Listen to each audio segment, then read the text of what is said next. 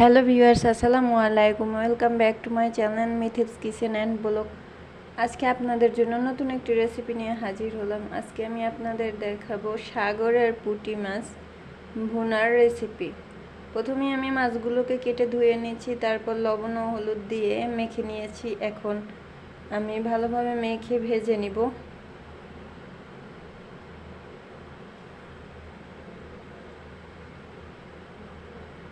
ভালোভাবে মাখা হয়েছে। এখন আমি একটি চুলায় কড়াই বসিয়ে দিলাম ভাজার জন্য। তেলটা গরম হয়ে গেলে আস্তে আস্তে করে আমি মাছগুলোকে দিয়ে দেব।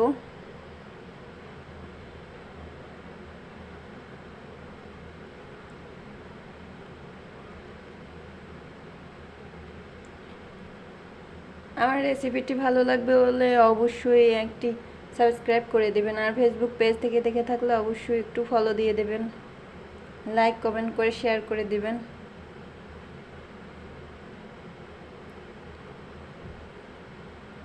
আমি মাছগুলোকে সব দেয়া হয়ে গেলে আমি উল্টিয়ে নেব। পুরো ভিডিও আমি মাছগুলো ভাজার ভিডিও আমি দেখালাম না, তাহলে ভিডিও অনেক বড় হয়ে যাবে।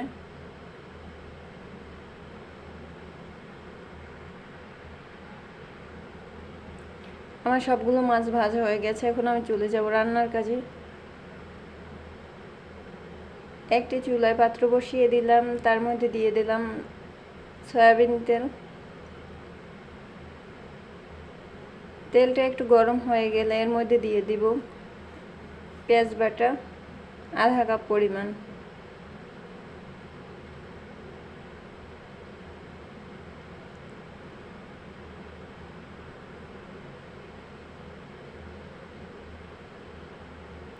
পেঁয়াজটা একটু নাড়িয়ে চাড়িয়ে এর মধ্যে আমি দিয়ে দেব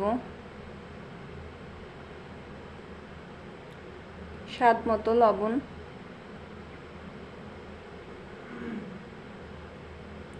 লবণটা দিয়ে আর একটু নাড়িয়ে নেব।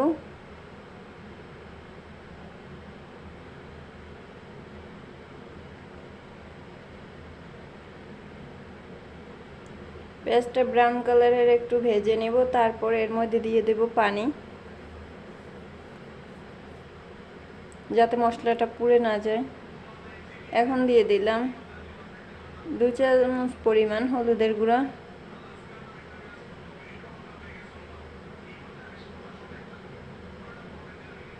1.5 টেবিল চামচ পরিমাণ মরিচের গুঁড়া,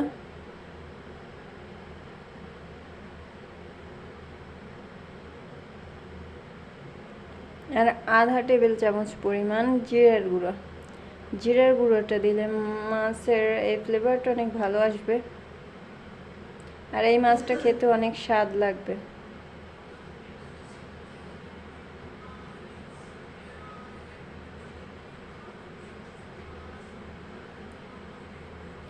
মশলাটা আমি কষিয়ে নেব ভালোভাবে। কষানো হয়ে গেলে পানি দিয়ে দেব। পানিটা একটু বলক চলে আসলে আমি একে একে করে সব মাছগুলো দিয়ে দেব।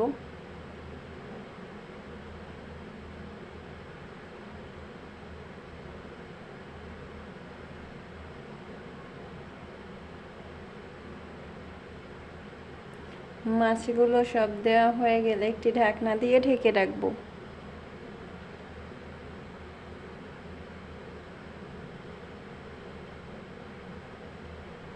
আমি একটি 10 মিনিটের জন্য একটি ঢাকনা দিয়ে ঢেকে রেখেছিলাম। ফিরে এলাম 10 মিনিট পরে।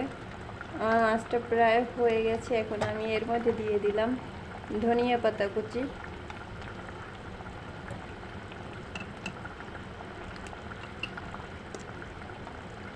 এখন আমি মাছটাকে নামিয়ে নেব। এই হলো আমার মাছের ফাইনাল লুক। ভালো থাকবেন সবাই, বাই বাই।